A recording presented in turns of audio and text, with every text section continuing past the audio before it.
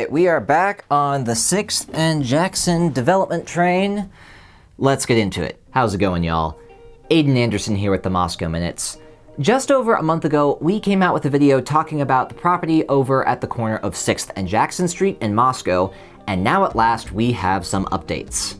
The Moscow Urban Renewal Agency, or URA, met the morning of March 7th, same day as this video is being recorded, to discuss the various issues related to this property.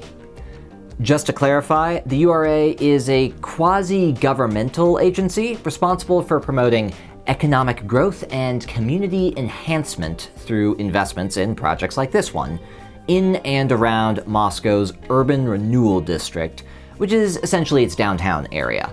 Let me read from the actual meeting agenda to see what the meeting addressed. This is item number 5 on the agenda. Termination of the ENA for development of the 6th and Jackson Street property. Action item, Cody Riddle.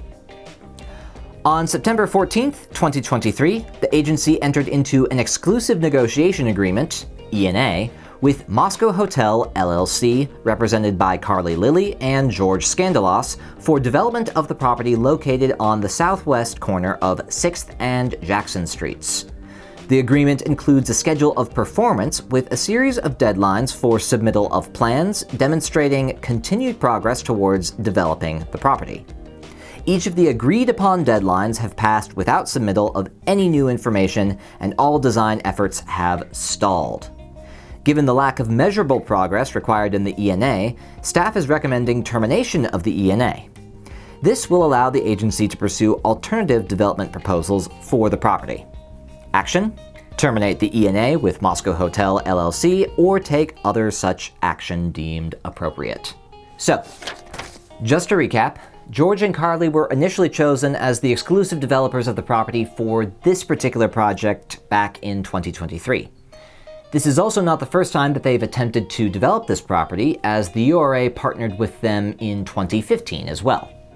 During this more recent second attempt, work halted when the soil conditions proved completely unsuitable for their vision of a 4 to 5 story mixed-use building on the land. According to them, the costs required for soil remediation would have rendered the project completely non-viable, and alternatives within their purview, such as a smaller building, were also deemed unworkable. URA board member Cody Riddle explained at the meeting that the URA could not provide funding for a private development project without being in violation of Idaho code. While they could pursue other projects or grants in relation to the property, they could not do so while in an exclusive agreement with a private developer.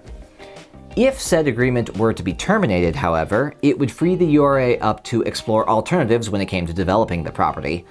Whether that would be a project focused purely on soil remediation or an agreement with another developer remains to be seen. George Skandalos and Carly Lilly were both present at the meeting, and they spoke in favor of terminating their agreement with the URA. Both made efforts to clarify their decisions as regards the steps they took when they were developing the property, in order to have, as Skandalos put it, a very accurate representation of what we have said rather than snippets that can be taken out of context. According to George and Lilly, many of the missed deadlines indicated in the URA's schedule of performance were due to their unwillingness to put any more sunk costs into the property when it became clear that their vision would not come to fruition. Carly in particular spoke to the lack of detail associated with previous attempts at development on the property, and hoped that the information they have obtained from their work this time around will allow the URA to better shape their vision for the property going forward. George later clarified that they knew something of the soil's poor condition at the beginning of the project, but that as they began work, they found more and more unknowns associated with the soil.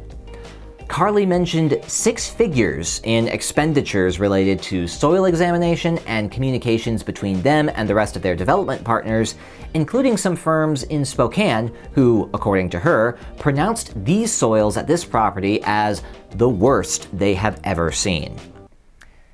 Suffice it to say that the URA voted unanimously in favor of terminating their exclusive agreement with Carly and George, and they will be exploring alternatives. Alright, so where does that leave us?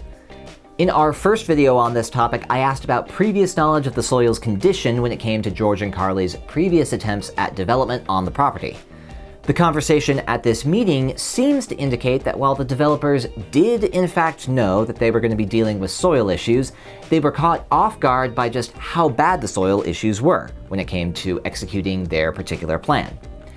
This would plausibly explain what was going on last month with the article I looked at, but again, it's difficult to know for sure without looking at and comparing the specific data obtained by George and Carly during their most recent development attempt, their attempt in 2015/2017, and the data put together from soil studies done on the property back in 2013. The other question that remains is, where do we go from here? It doesn't appear that there's another developer waiting in the wings, ready to jump in with another E&A now that Skandalos & Co. have backed off. The URA at this point is really only brainstorming what the next steps will be, to be discussed at future meetings. It seems that soil remediation needs to be taken care of almost regardless of whatever ends up being built there at the corner of 6th and Jackson. Perhaps the URA will be able to find a means of funding that as a public or nonprofit endeavor. But it seems to me that in order for soil remediation work to be done well, you need to know what you're hoping to build on that property beforehand. George and Carly both acknowledged this at the meeting when it came to their initial examinations of the soil. They described it as a lot of back and forth with their development team, a lot of, can we build on this land? Well, what are you trying to build there? No, I mean, can we build on this land in general? I don't know, it depends. What are you trying to build there? So on and so forth. If you combine that communication hassle with their previous comments about how they thought that the place had been remediated and examined so many times that it must be buildable, which you can find in the Moscow Pullman Daily News article, you start to get the idea that different projects have different soil remediation requirements, and that the requirements could change from project to project. If the next step for the URA is remediating the soil, they need to have an idea of what they want built there.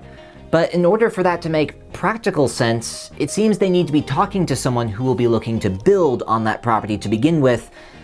They need to have a developer in mind.